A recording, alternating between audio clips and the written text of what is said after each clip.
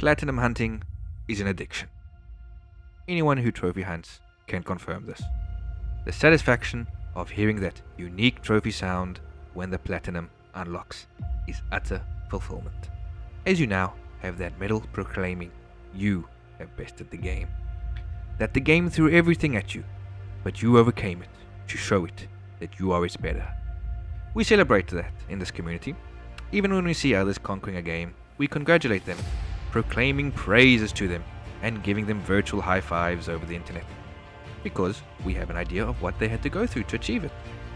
But we can't always be the hero, unfortunately. Along the way of our eternal grind, we will fail. Mission failed. There might be various reasons why we couldn't achieve the ultimate glory. Game-breaking bugs, glitch trophies, online trophies that are just ridiculous, or that the game is just straight up not fun, and you don't want to put yourself through this hellish nightmare. With this in mind, I thought I would share the games that I have failed to platinum and why. I got into platinum hunting around January 2020. I am part of a PlayStation group with friends from my childhood, and 3 of them were into trophy hunting. So eventually, I got entangled in the hunt and have not stopped till this day. Now I won't go through every game that has bested me, as I have been gaming since the OG PlayStation 1. But I thought I would go over the most recent, Yooka Laylee. Now some of you might be thinking, Yooka Laylee? It doesn't look like a hard platinum. Sure, there are over 200 collectibles, but nothing too difficult. And you would be right, I think. I didn't get too far in this game, as it is just so bland and mostly annoying. Look, I love platforming games. In fact, I'm always looking for new platformers because I love the genre so much.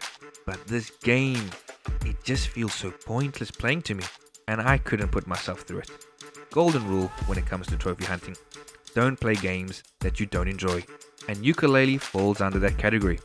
Maybe in the future I'll come back to it, but for now it is sitting on my shelf taking up space and collecting dust. But it's not a real loss, to be fair. I got it second hand for €5. Now I know why it was so cheap. Lego DC Supervillains. My 10th platinum was Lego Marvel Avengers, a game that I thoroughly enjoyed, though it had a bit too much of repetitiveness and grind. However, I shortly found out that most, if not all, Lego games play like this. You will have to play through the campaign twice. Then you've got the collectibles and such to do in the hub world, and I just couldn't put myself through that again.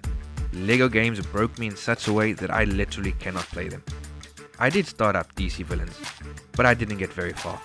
I just can't bring myself to play them, and I don't think I will ever get another platinum for a Lego game, which is a shame. Hopefully in the future, the format for trophies changes and I can come back to the franchise. Time will tell. Wreckfest. I just found this so boring to play.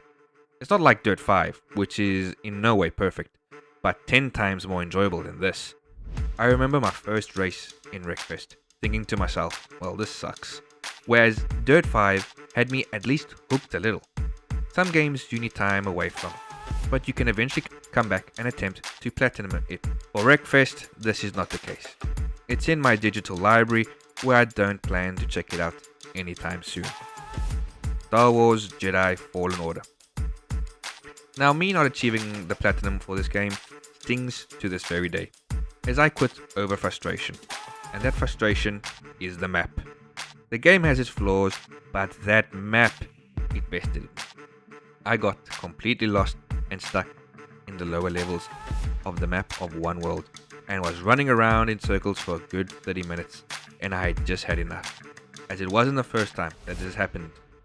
Eventually, I just closed the game and walked away with my head down. I will die on the hill that this game needs fast travel, as I believe that it will greatly improve the experience. I would like to come back one day and complete this game, but for the moment, I have fallen to the dark side. Fear leads to anger. Anger leads to hate. Hate leads to suffering. Marvel's Avengers. Here, I only have myself to blame. I bought this game like about 3 to 4 months after launch. I knew about all the negative reviews and issues, but it was on sale at my local game shop. Plus, it came with a cool steel bookcase, and I was suckered in. Going over the trophies, I knew I was in for a bit of a grind, but I thought I would pace myself. You know, play now and then, and eventually get it. But boy was I wrong. This game is so uninspiring, just bland, the AliExpress of the Avengers. What the hell is even that? I know it's not a fair comparison to compare this with the MCU Avengers, but they must have known, or at least understood, that people were going to compare the two. Don't get me started on the Spider-Man expansion, which looks awful.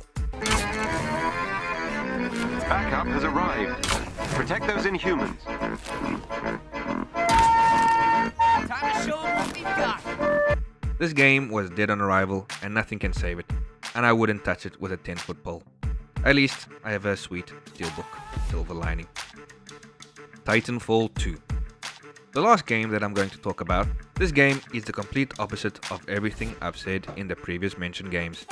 It's good, it's action-packed, great gameplay, interesting story, and you get to ride a giant mech robot into battle. Some of those set pieces were so stunning. And that final mission, this game had everything going for it.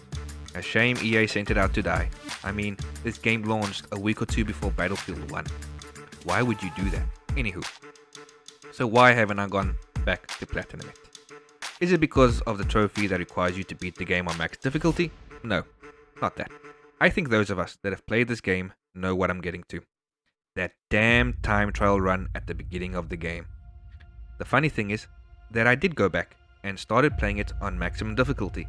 But 20 minutes in, I was like, this will all be for nothing if I don't get that time trial. And I did try, but to no avail. So close game, and they accepted that this one just won't be, as the time needed to perfect this is time I just don't have. Work and family limit one's gaming time, unfortunately. So I just can't afford to put the hours in to perfect my run on Titanfall, as it can be spent on other games. I'm always impressed by videos of gamers speedrunning that area, and some have even set world records. So for those that have accomplished this, I salute you. Thanks for watching, Platinum Hunters. This is a new type of video I'm trying out, so I hope you guys found my rambling interesting. What games have bested you, and for what reason? Leave a comment, and let's chat. While you're at it, hit that like button, and I would really appreciate it if you would sub to the channel. Don't forget that you can find me on Twitter at TrophyReview. So see you all next time at PTR. Kids, you tried your best, and you failed miserably. The lesson is, never try.